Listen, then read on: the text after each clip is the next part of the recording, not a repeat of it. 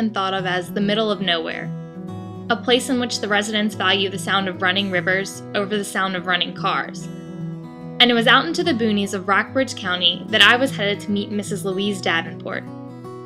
Arriving there, I was greeted by a woman in her 80s who welcomed me into her house as if I were an old friend. As we sat in her living room, next to a table stacked with pictures, Mrs. Davenport began to tell me about the 70 years that she has spent in Rockbridge Baths. Her earliest memories are associated with the land near Indian Bottom. Her father was of Cherokee descent, and unlike the curious but unskilled Washington and Lee students, he knew exactly how to find arrowheads in the fields. As Mrs. Davenport told me about her adolescence, I learned about the countless hours she would spend in the creek. She said, "It's a wonder we did not grow fins." I also learned of her days as a biker chick, during which she did not ride motorbikes like her brothers, but would pose on them for pictures. Through her laughter, she said, "I guess we thought we were Hell's Angels." Through her stories, it is clear that Mrs. Davenport enjoyed spending her adolescence in Rockbridge Baths. She decided to remain in the area and raise her own family.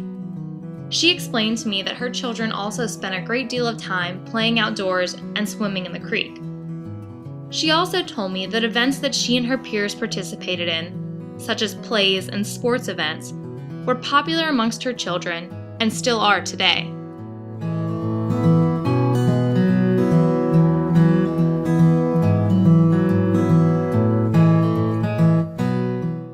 Mrs. Davenport explained that it is at events like sports games that the community comes together. The adults, however, have their own fun events.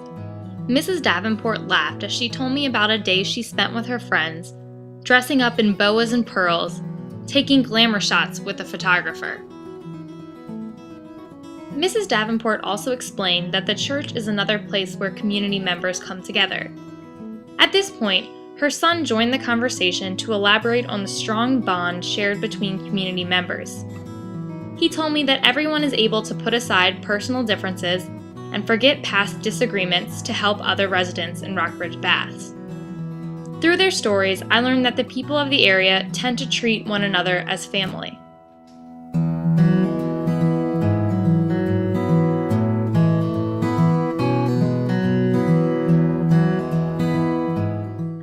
I soon realized that Rockbridge Baths is very dear to Mrs. Davenport and her family. From her living room window, we could see the creek flowing past her house. She began talking to me about how often it floods. After her son explained the destruction caused by the flood of 1985, I had to ask why people keep coming back. Mrs. Davenport said that every winter people swear that they're going to leave. But on the first day of spring, everyone is singing a different tune. There just seems to be something about a sunny day on the Maury that makes people never want to leave. For this reason, preservation of the land is very important to Mrs. Davenport. Her and her son admitted that the current stressed quality of the water is a result of human action, some of that action occurring within Rockbridge Baths. However, they were quick to tell of local efforts to restore water quality and preserve the natural beauty of the creek.